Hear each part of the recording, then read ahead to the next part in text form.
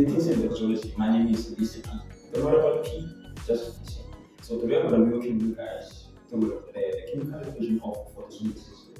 Did you know that plants and animals have a mutual relationship? By mutual relationship, I mean by plants produce oxygen, which we breathe in, and we release carbon dioxide, which plants take in. And we also water the plants so that they can grow. So those two, are the requirements of photosynthesis to okay.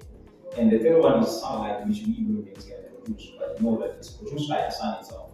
So carbon dioxide, water, and sunlight are requirements of photosynthesis, and that leads us to the chemical equation of photosynthesis. So the chemical equation of photosynthesis, we find carbon dioxide, water, and that gives us glucose and oxygen.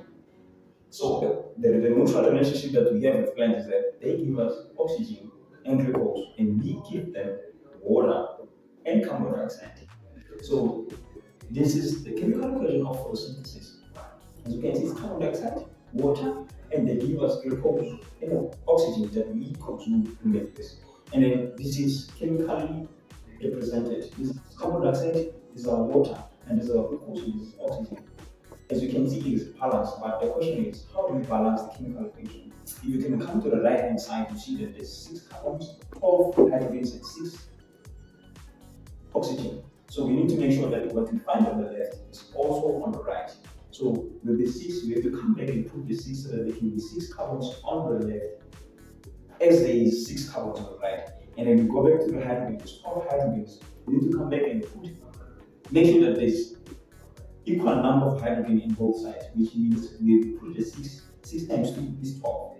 So that means we have equal number of hydrogens and carbon on the right and also on the left. And then we go back to oxygen. On the right we have 12, 2 times 6 oxygens, and we come back to that 6 we put for carbon also qualifies for oxygen. Therefore 6 times 2 is 12, then we have equal number of atoms on both sides. Thank you for being my audience. So please A's and Q's on the comments. Don't forget to like, subscribe, and share.